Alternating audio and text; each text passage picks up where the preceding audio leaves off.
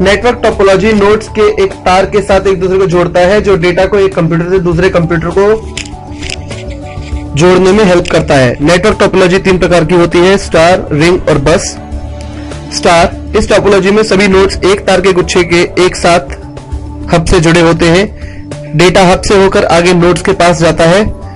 Ring, इस topology में data एक ही दिशा में रिंग फॉर्म में ट्रेवल करता है।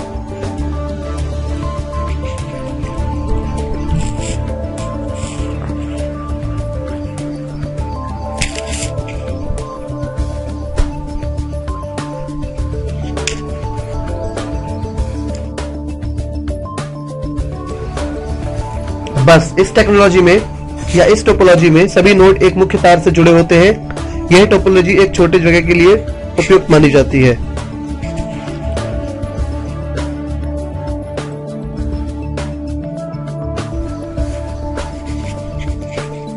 Network interface card, network interface card सामान्यतः एनआईसी के रूप में प्रयोग किए जाते हैं। इसे नेटवर्क के लिए एक पीसी से कनेक्ट किया जाता है। एनआईसी नेटवर्किंग केबल और कंप्यूटर के बीच एक भौतिक कनेक्शन प्रदान करता है। अलग कंप्यूटर्स के लिए अलग बस आर्किटेक्चर है। पीसीआई बस, मास्टर बस स्लॉट सबसे अधिक सामान्यतः तौर पे 486 पेंटियम कंप्यूटर में पाए जाते हैं। 386 ज्यादातर पुराने कंप्यूटर्स में पाया जाता है। एनआईसी को 3 अलग अलग कैटेगरीज में बनाया गया है, 8 बिट, 16 बिट और 32 बिट।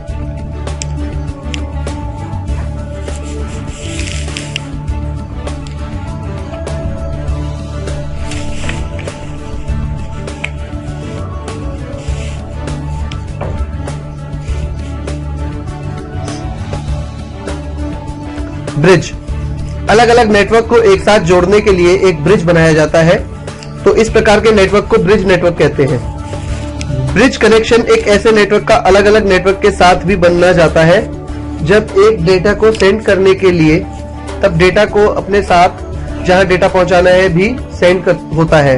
पहले ब्रिज डेटा को प्राप्त करता है, फिर ब्रिज निर्णय लेता है कि डेटा को किस रास्ते से भेजना है। यदि ब्रिज को पता नहीं मिलता है तो वह डेटा को आगे नहीं भेजेगा और डेटा को खत्म कर देगा।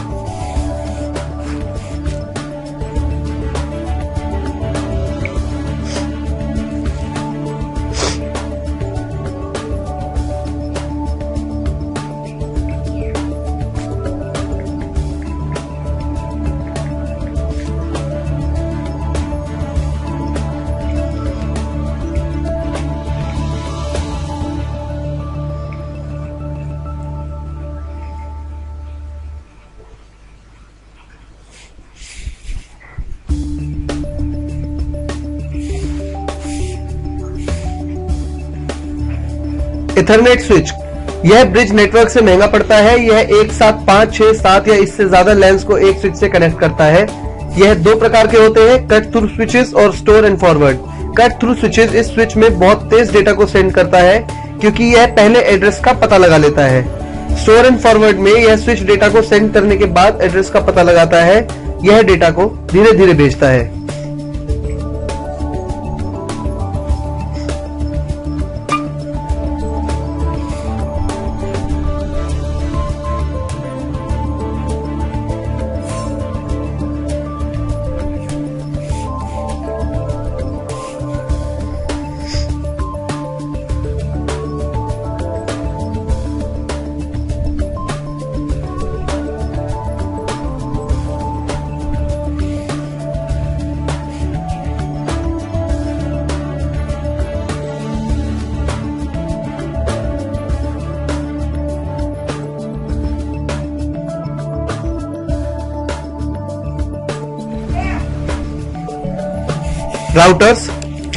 राउटर्स डेटा का एड्रेस के अनुसार अलग अलग हिस्सों में भाग देगा।